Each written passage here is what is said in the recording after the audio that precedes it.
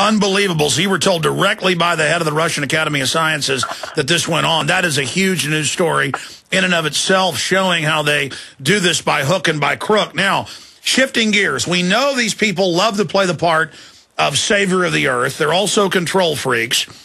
The White House science czar agrees with Ted Turner in writings that he wants to sterilize us with chemicals in the water, and he wants one-child policies. He's also told the Associated Press in the first press conference he gave almost 2 years ago that he wants to geoengineer the planet to save us from environmental degradation.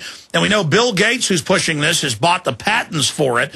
So another way they want to tax us is for the world having to pay them to, quote, save us from the global warming. Then they get to play the part of, like, Superman, savior of the world from Lex Luthor, the boogeyman, Bizarro, and the rest of Superman's enemies. We have an Activist Post article. UN climate concern morphs into chemtrail glee club. And I've got all the different articles here where they're hopping around at the meeting trying to get rid of the UN treaty on geoengineering from decades ago. So what else? We cover the other official documents where they call for force relocating populations. I mean, what types of bizarre craziness are you hearing from these people?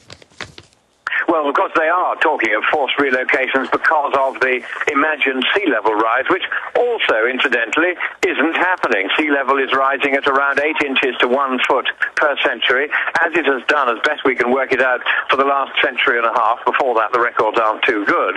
But we can tell from ice cores and geological records that over the last 11,400 years, sea level has risen by more than 400 feet. That's close to 4 feet per century. Now we're down to less than 1 foot per century.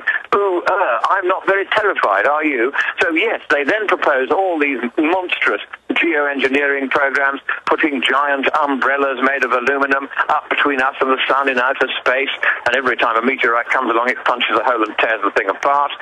They're thinking of using, in fact, putting more pollution back into the atmosphere because the pollution stops the sun getting through and cools down the planet. Just one problem with that: they had overestimated the amount of cooling caused by that kind of pollution, and the figures were corrected last year in a paper by Gunnar Myhre, which is about to yet again change all the science, because it means that the warming effect of CO2, paradoxically, is a lot less than the UN had formerly thought. So we're getting all these people advocating more and more extreme, absurd, and above all expensive solutions. And also, of course, very immoral solutions. You know, the idea of saying to people, you can only have one child because we say so, is outrageous. What they should be doing, but of course they won't do because they don't want to share their riches, is to make the poor people of the world richer, because as populations become more prosperous and they come up above the poverty line, then their rate of breeding slows down all by itself. You don't have to have abortion, you don't have to have artificial contraception, you don't have to have Chinese soldiers with guns shooting one of the two twins if a mother is unlucky enough to have twins. None of that needs to happen. All you have to do is make people more prosperous. That's the kind of geoengineering that the Committee for a Constructive Tomorrow is in favour of, and so is the Science and Public Policy Institute. We visited just yesterday a village only 10 miles from where I'm standing in the conference hall, and that village had no electricity, no sanitation, no water, no school until a Catholic charity came and gave it one, and no health care. They have absolutely nothing except each other. And the Mexican government is spending all this money on airy-fairy conferences while its own people are starving because they don't have basic amenities like electricity.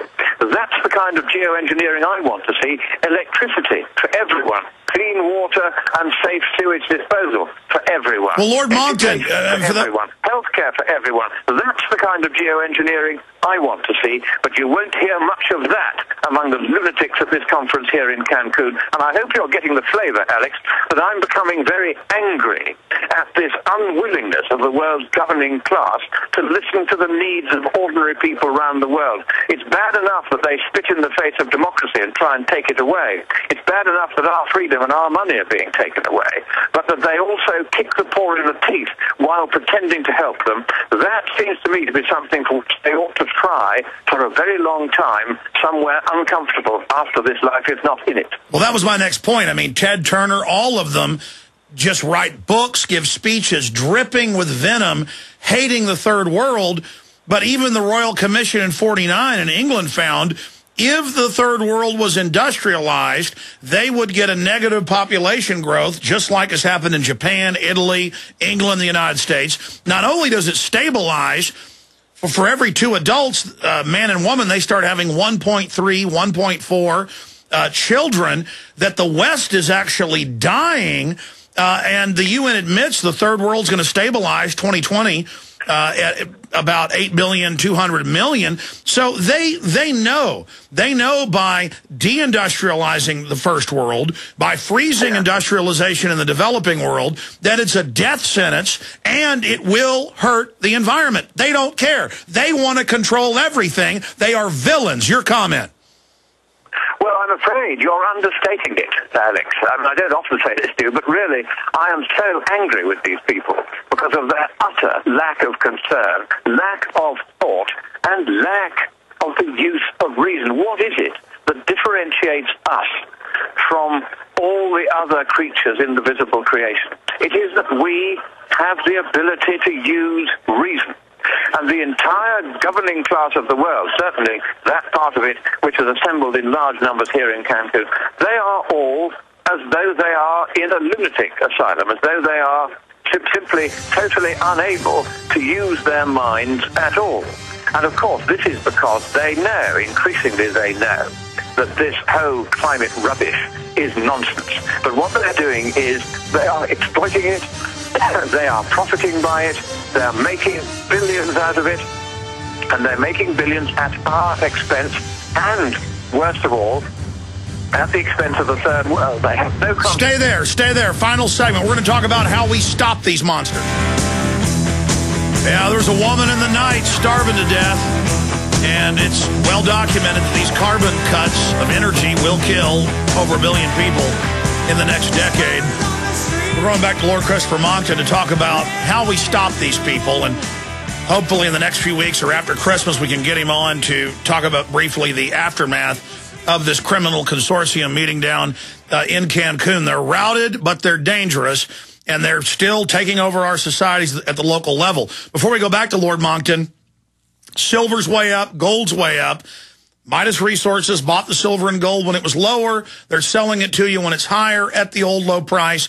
But Ted is running out of those silver dollars and silver half dollars and the francs and sovereigns at the lower price. You've got to tell them it's the radio special. I don't have time to get into all of it. Give them a call. Get into silver and gold today. 800-686-2237. 800-686-2237. My job's easy. I promote what I believe in. I've been telling you buy gold and silver for over a decade when silver was $5 an ounce, when gold was $260 an ounce. Did I steer you right? Get into silver and gold today. 800-686-2237. Tell them it's the Alex Jones special to get the lower prices. The regular prices are great. We got about 4 minutes left, Lord Monckton, down there at the conference. Any other observations? How do we stop these people? What's the time frame on when we'll know if they were successful at this larcenous meeting? Right. In the next 2 days, we should hear whether or not they've come to the agreement I expect them to come to, and I've outlined the main points of that. Huge expansion of bureaucracy, huge expansion of taxation of the West by the UN, huge growth in the Secretariat of the UN Framework Convention, which now has its own army, it has its own troops, effectively. You see them now wherever you go, these UN security people who are pretty nasty types. They're all ex-mercenaries as far as I can see. You know, this is growing into a kind of super state which exists wherever it decides to land and hold a conference. The way we stop it, I think, is by the US and 1 or 2 other leading countries, once we have a Republican president again who starts taking interest in standing up for the US rather than trying to destroy it. I hope you'll forgive me if I say that about your present president, but it is very sad to see what he's been doing. Well, he's not our president. He's a total globalist miscreant, but go ahead. Well, so what I'm saying is I think that what we now need to do is for America needs to leave the UN. leave the UN Framework Convention on Climate Change, leave the IPCC, on the ground that they are all fraudulent, corrupt, and unduly expensive, and that American taxpayers can no longer be trusted can no longer have the money taken from them, and the UN be trusted to spend it. I think we've got to take that all away, leave it. We've got to found a new organization called the United Democracies, in which only democratic countries will be allowed to participate, and the only people who will be allowed to speak for various nations at the United Democracies and its meetings will be people whom we, the people of the democratic world, have elected to represent us. Because one of the big dangers, Alex, as the supranational organizations like this grim, secretive secretariat of the UN Framework Convention, the danger is not one of these supranational, cross-border, powerful, ever better funded organizations is democratically elected. So every time we pass power from us to them, we're passing power from elected hands to unelected hands. That must stop. Article 1, Section 1 of your Constitution gives all legislative power to the elected Congress. Nobody else can make laws or impose taxes on America except those who America elect. Let that be the rule at international level as well. Absolutely, Lord Monckton. No more taxation without representation. No more legislation without representation. You've been very gracious. Hopefully you can join us right before Christmas, in the aftermath, or after Christmas, or in the new year, to let us know what happened. We're blessed to have you there, and I really appreciate you spending time with us. Good luck down there. Be safe. Real pleasure, and God bless America. All right. God bless you. Back live tomorrow with Rand Paul.